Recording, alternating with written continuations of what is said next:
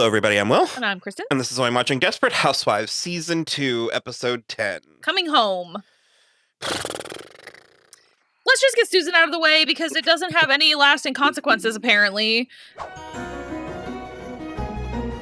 Basically, maybe that's why I couldn't remember where it goes. Yeah, it's like really unsatisfying. And I'm glad, I guess, that I read the trivia because that's where I found out that George is literally, not George, Addison. Prudy. What the hell is this? He never comes back, and apparently he's also never spoken of again. So it's like she doesn't even be like, I had like coffee with my dad or anything. So I don't like the abruptness of it, yeah, but I do like the sort of melancholy nature that it ends on. Sure. Where he's sort of like, so basically, yeah, he comes to see her, and he's like, you know, you basically blackmailed me at the hospital, so I figured I'd come over. And so she's classic Susan, showing him too many photos, like a 2-year-old Halloween, and then at some point making him guess, he has to participate. Yeah, it's just like, the thing is like, he clearly doesn't give a shit that he missed your childhood. If you want to have a relationship with him as an adult, that's different than like, look at everything you missed out on, because that's just making him feel guilty. Because he doesn't care about you as a baby. Like, he put that out of his mind. Whatever. It's, like, very Susan.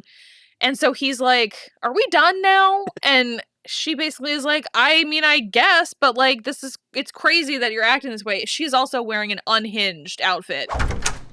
You came. Did I have a choice? Well, sure. Because at the hospital, you sounded like you were fully prepared to blackmail me into having some kind of a relationship with you. That was just the heat of the moment. And once you get to know me, you'll understand that I am not the kind of person who But I pull that kind of shit left and right. Well, I wish I'd made that clear in the Except for all the hospital. blackmail you've done. Saved me a trip. So are you coming in? Well, I got a lunch hour to kill. Unacceptable outfit. Unacceptable. You're 40. It is the sheerest yellow tank top I've ever seen, and she was wearing probably a bright red bra underneath it, because it read orange, and I could just see the whole thing. It was crazy. Absolutely insane. So basically he's just like, they leave on kind of like mediocre to uncertain terms. And so then she gets a phone call from him, and he is at jail for solicitation, and can she bail him out? Is this the kind of relationship that you want to have? And it seems like he did it on purpose to turn her off. It did kind of the relationship. But I also feel like it was also in character for him. I don't think it's the first time he's solicited. And so she goes to pick him up, and he goes, this is it now, right? Like, you're done. We can be done with this. And she just is like, no, you come over for coffee on this day and we'll go forward.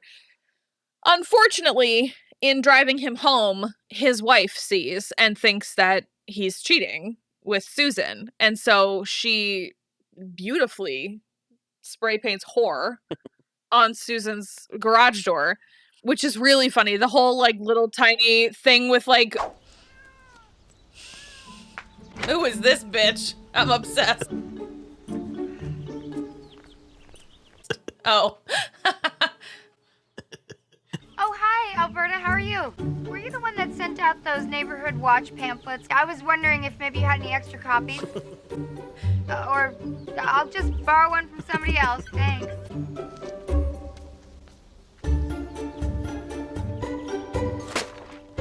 Super funny.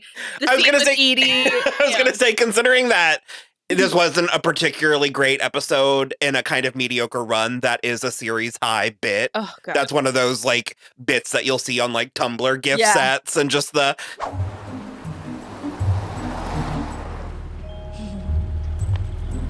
Hello, Edie. Do you have something you'd like to say? No, that pretty much says it all.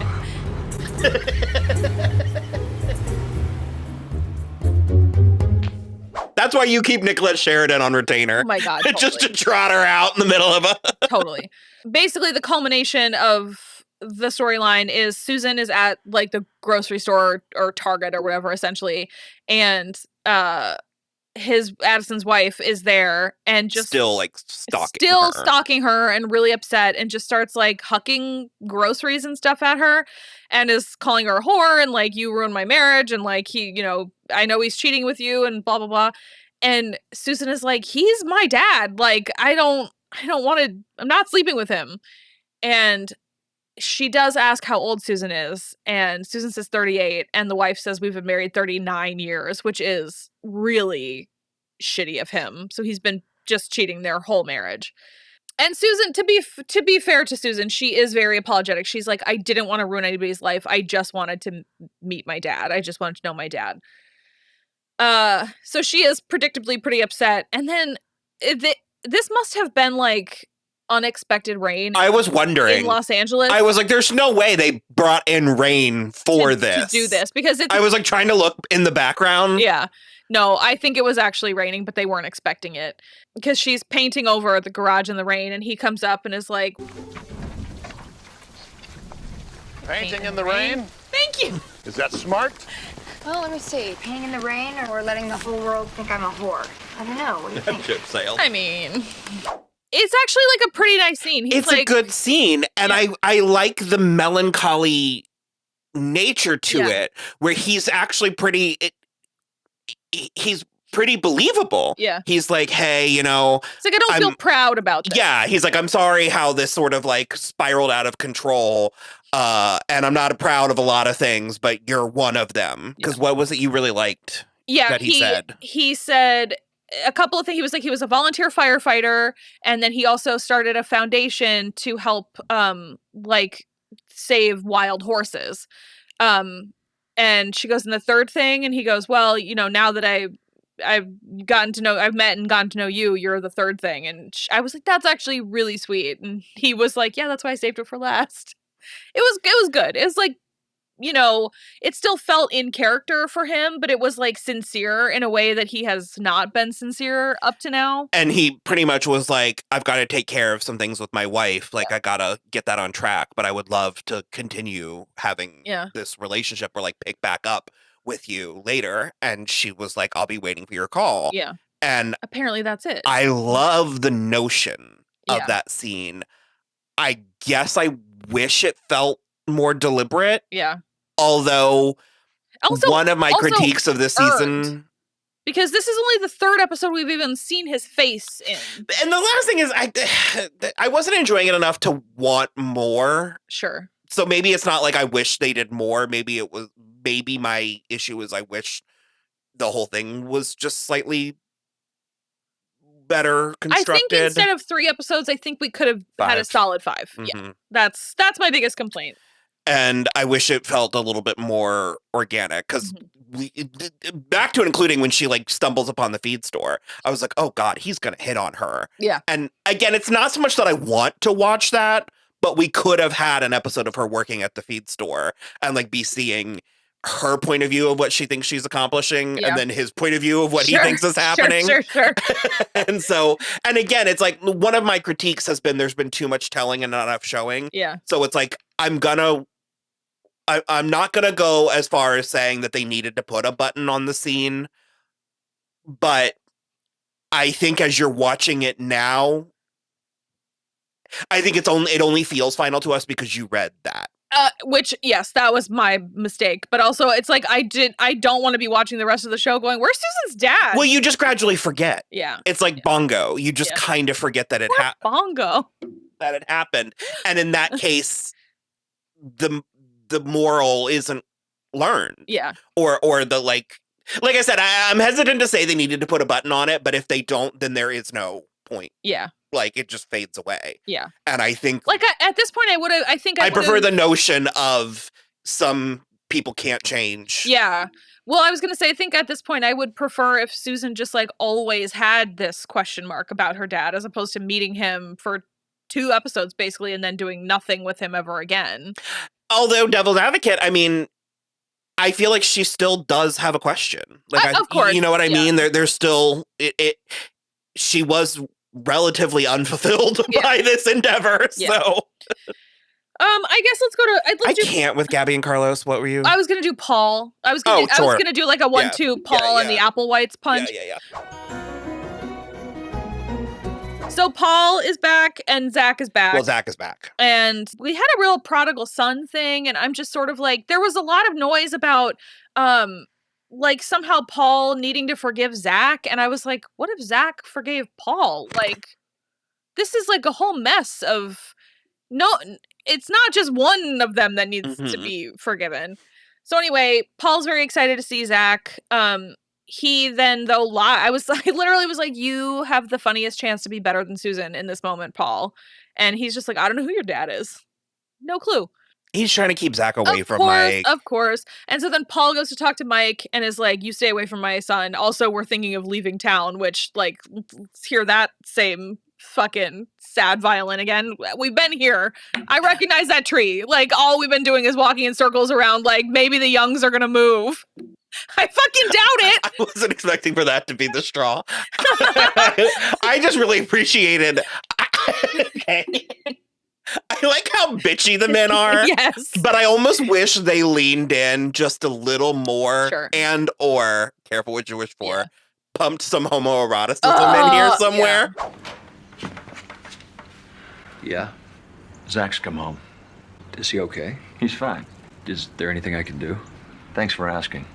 You can leave us alone. He hasn't done anything. I spent a lot of time looking for Zach. And you know why? Maybe I'm not making myself clear. You come near my son, I'll go to the police. You do that and we'll both go down. Well, you know I'm capable of almost anything.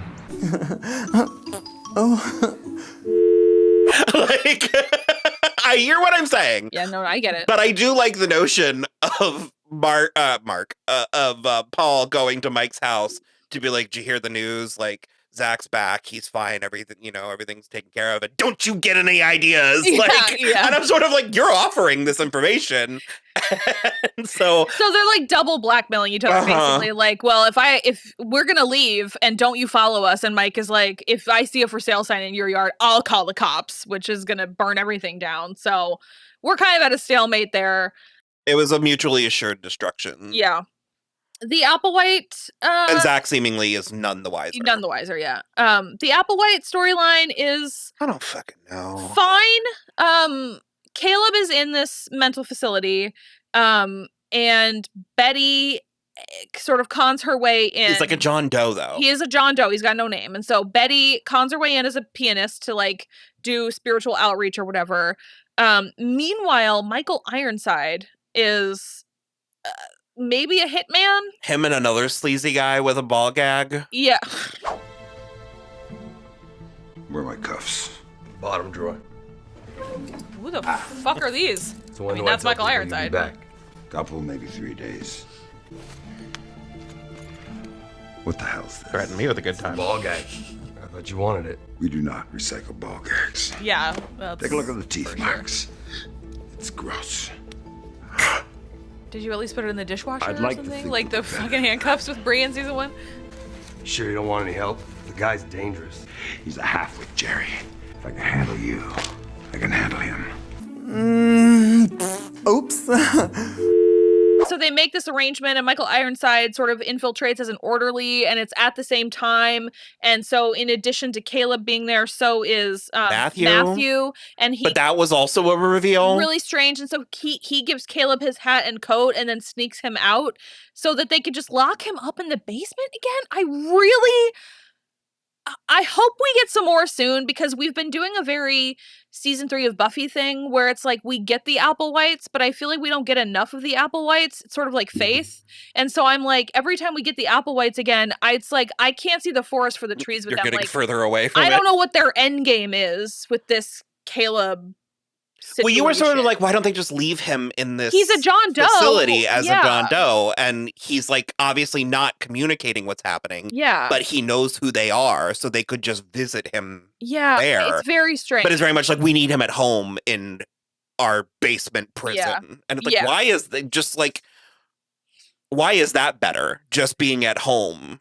And also, again, trapped in this. I don't get it. So I feel like and you clearly can't contain him. Yeah. Like, you clearly cannot. Yeah. So Michael Ironside was like going to inject him with something, but then when he saw them taking him out, so he watched it happen though. Yeah. Like, he watched them take Caleb. Yeah. And or at least Matthew. Yeah. So I have a feeling we're not done with Michael Ironside moving forward. Could you imagine just this one episode? Just this one episode, never again. Bree. So Andrew's home. She's told the girls everything that's happening, what happened with George and everything, except for that she basically let him die. And so Andrew's pretty pissed, and he's like... We did open up. Was that this episode or the previous episode? No, it was this one. Okay. Yeah, when he comes back, and he's like, what the hell's going on? I know you didn't take me out of, like, bad kid camp. It was the previous episode where they were cleaning out George's house. Oh, and they no, it was this one. It was this episode, okay. So, yeah. Unsavory items? Well, what does that mean? You don't want to know, but you might want to tell your family what's going on in the case. What is that? I am so sorry you weren't supposed to see that much. Is that supposed to be me?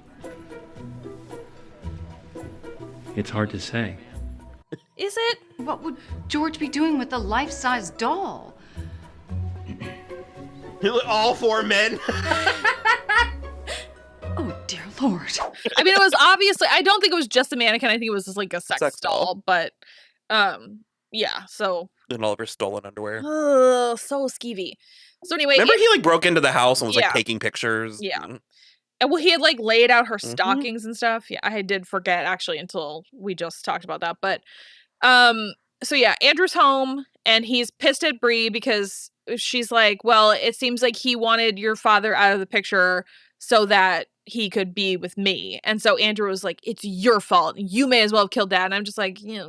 It's so odd, the Andrew and Bree stuff, because we definitely talked about it in season 1, and people in the comments shared my frustration. Yeah.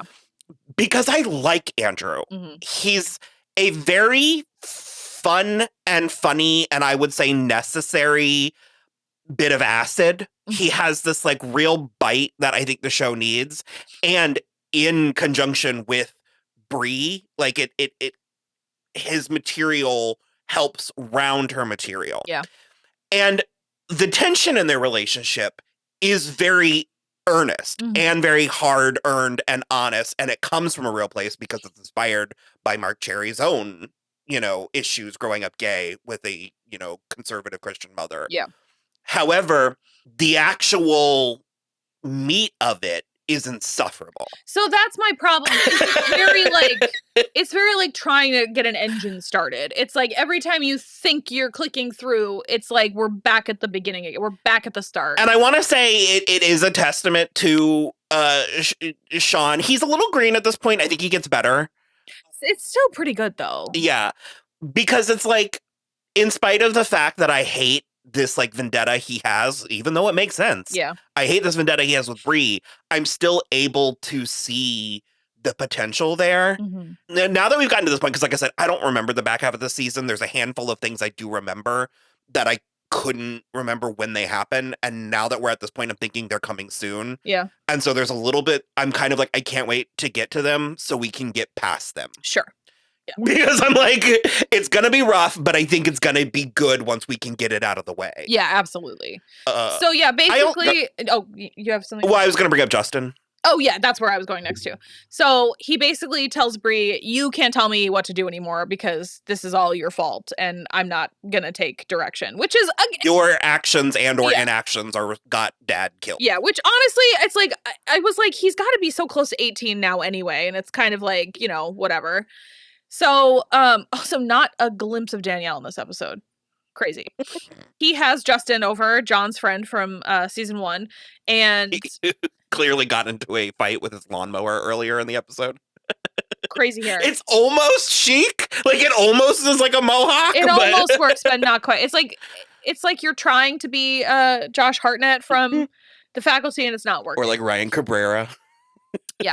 So he basically has him over and they're just playing video games and well, they're playing the Lion, the Witch, and the Wardrobe video game apparently. You thinking what I'm thinking? Naughty up! Man, it's happening. That chronic, what goes up? Naughty up! Pass that chronic, what kills it?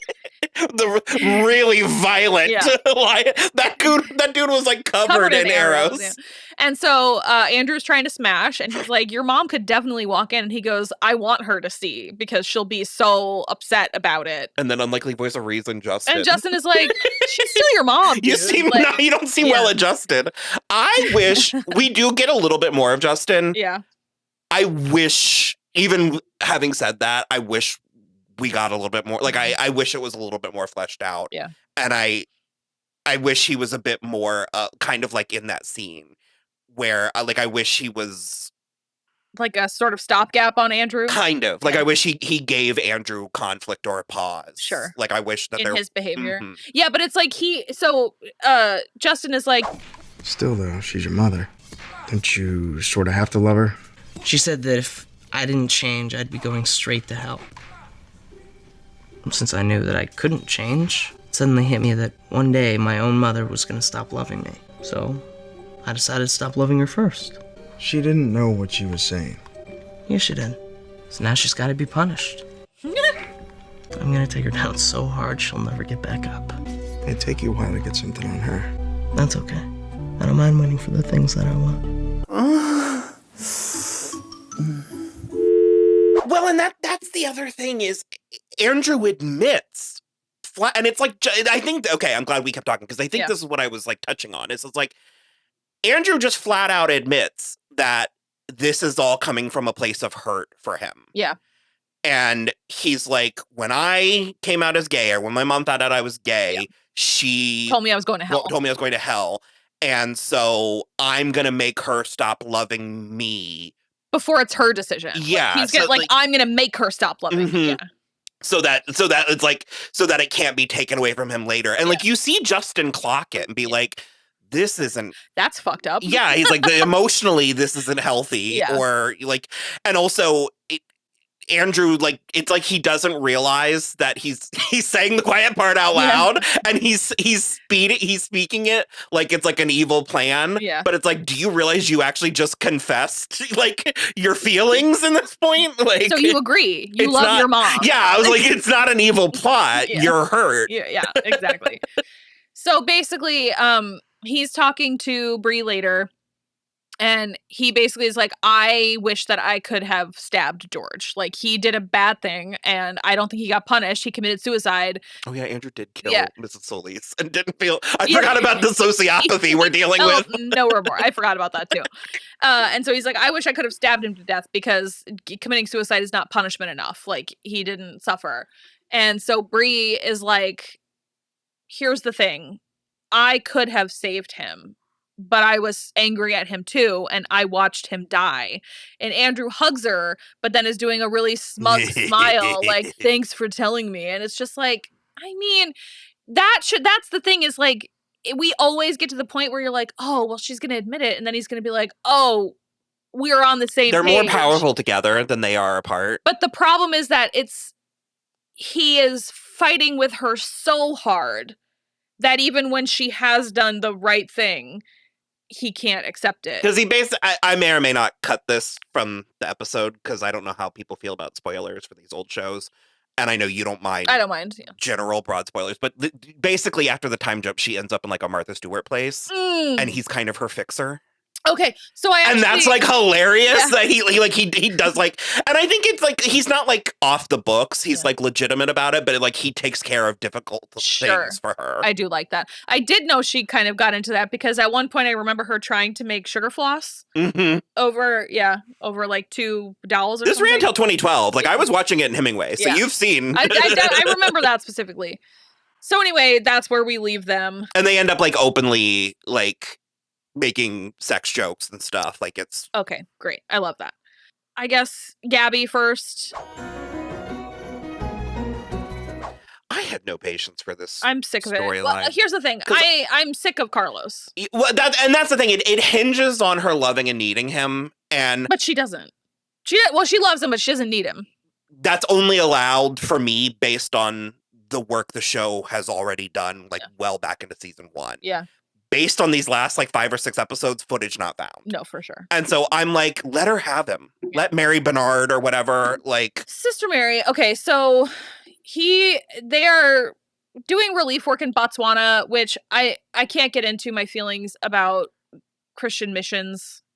It's not it's bad. Yeah, what's it called? It's not colonialism. It is, but there's it's not imperialism either. It is. But there's a word for it because there's even a line that is searing commentary that I don't know if the show realizes is or meant to be, but Gaby's like, she has you flying halfway across the world to help the poor. And there's perfectly good poor right here.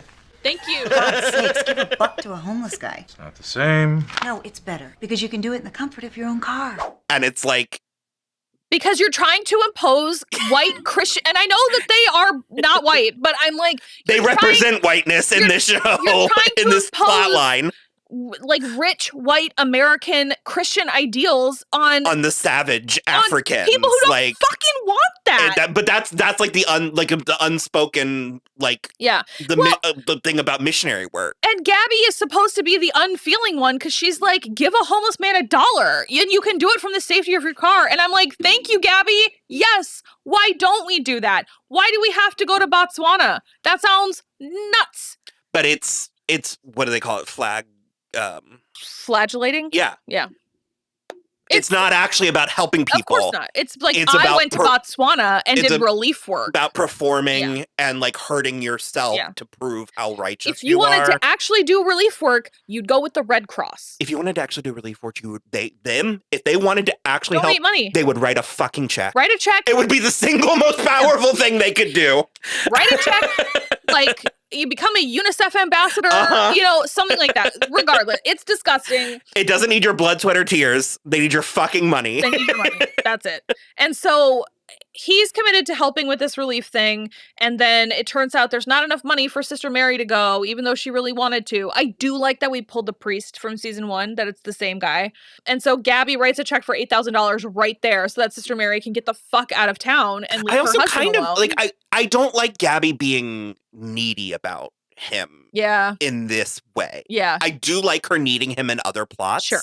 But there's part of me where it's like, call her bluff. Be like, take him. Yeah. And are you going to feel good when you betray your holy orders and fuck my husband in Africa? I don't think the plot other than he found... And I don't like the plot other than he found God in prison. I don't like the plot coming off his prison stint. Yeah. I wish that something like this was happening more. Like, I wish he was like on home arrest. Yeah. So that Gaby was like, I don't know, get him out of my hair. Yeah. Like, but he's also like, it's absolutely insane that he would be allowed to go to Botswana. Because he's like, oh yeah, my parole officer is being great about it. And I'm like, wait, he said he's a real mensch. And where did the Jewish, the Yiddish come Yiddish from? Slang come from? I was like, that hit me so sideways. It was weird to me too. I'm glad you're not the only one. So anyway, we go through like the whole thing, and he's going to get his vaccines to go to Africa, and Gaby's having none of it, so she just like throws the like unfinished paperwork at the desk nurse, and she's like, you didn't fill out the allergies, and apparently Carlos is allergic to eggs, which sounds like it blows. I would be so sad if I was allergic to eggs. But she kind of like plays it off, and I was like, no, there's like, they ask you that with vaccines because there's like albumin, I think, in vaccines. And so he's having a really bad reaction and can't leave and go to Botswana because he got these. The thing is like, she then apologized to him though, and I was like, keep that shit secret. What are you doing? Keep it secret. Unbelievable. So he's stuck at home, and she's then stuck with him too, and I don't... But he's, like, hallucinating Sister Mary Bernard. Yeah. And I also... I buy, based on her behavior, I buy that Sister Mary wants him. Yeah. But not I don't know that I wants her. So he is just gazing at her lovingly a lot. But I think he's gaying at her... I think he's gazing at her holiness. Ooh. Because he's on the... No. Do you know I agree. I just don't like the phrase.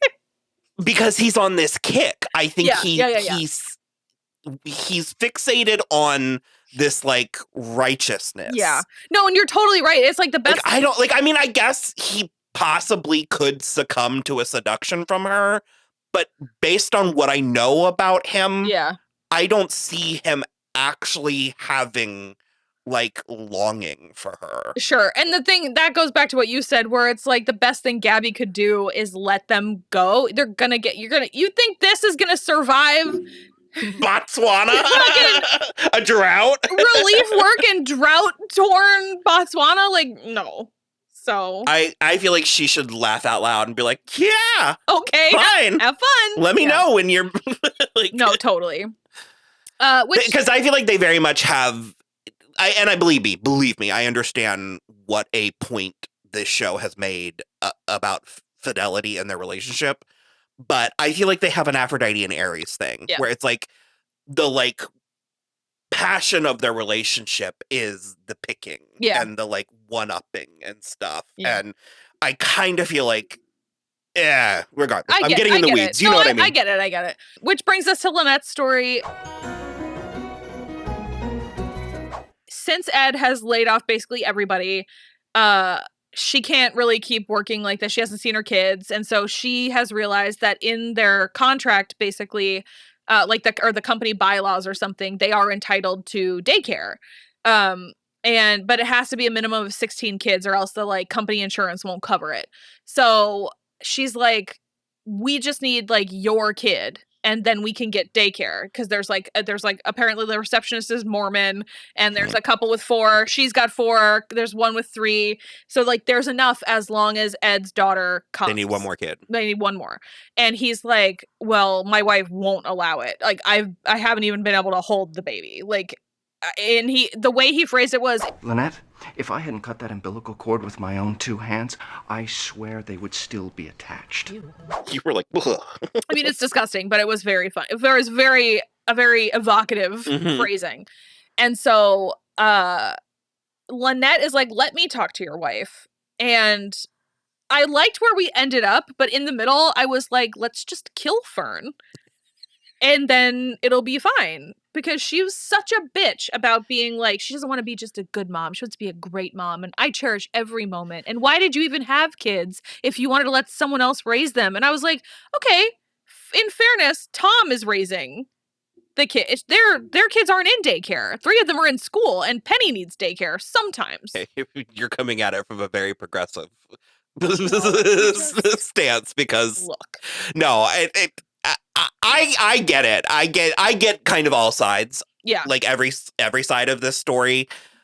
The thing is the way that the scene with Lynette and Fern, you said her name was? I think, yeah.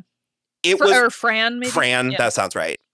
It was played not so much like Fran just loves her child and more important, or as importantly, loves being a mother. Yeah.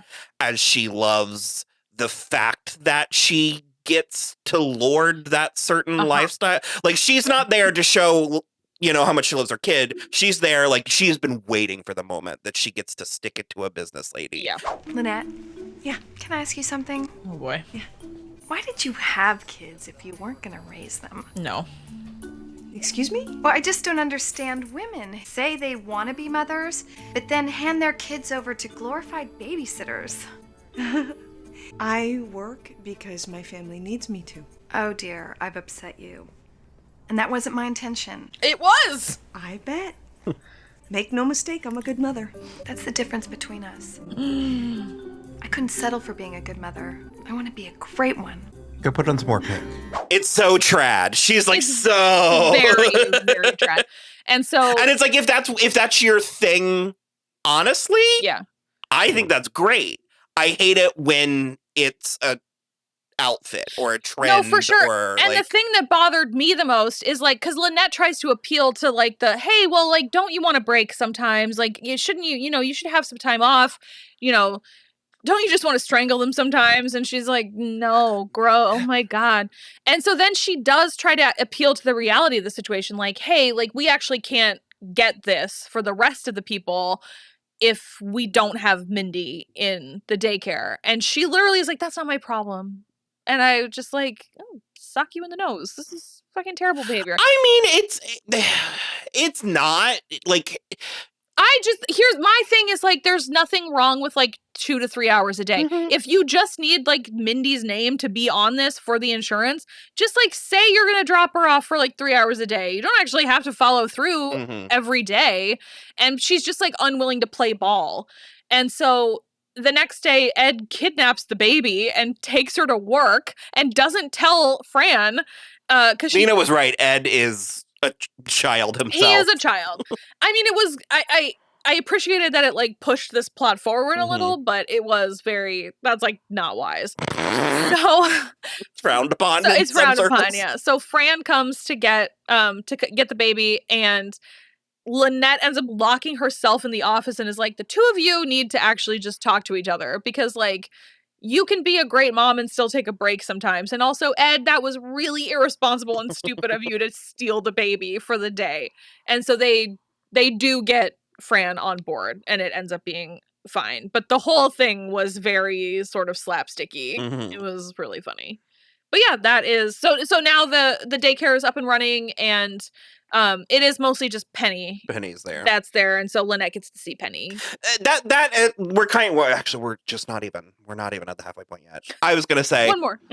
that is a little bit my critique halfway into the season is I like a lot of the things it's trying to say. I don't think the execution is there for all of it. And I do think some of that has to do with the timing. Mm-hmm. We've talked about this a little bit in our coverage where it's like this particular point in time, because it's 2006, I guess, 2005. December. Yeah. In the moment, we felt very progressive. Yeah. We felt really like we were breaking, barriers, crashing through boundaries and stuff. And in hindsight, not quite as much as we thought. And so I can see how there's a lot of lip service being paid to themes. And there's also something to be said for where I really feel like Mark Cherry had a very complete idea for what he wanted season 1 to be. And then when it was popular and it got picked up. Successful. I think it's very like, oh shit, we have to like get this going. And with the TV landscape and scheduling like it was back then, it's way more immediate and faster. And so you do say it is a little bit of a sophomore slump. Like it is really great watching these women do what they do. And if you enjoy that, then it's fine. Then it's totally fine. But it's some of these storylines I am sort of like, really? Like, is that's what we're doing again? Do that one more time? Also the again part. Yeah. But yeah, no, pretty good. Not my favorite episode, but obviously we'll get there. So, yeah. Okay. Bye.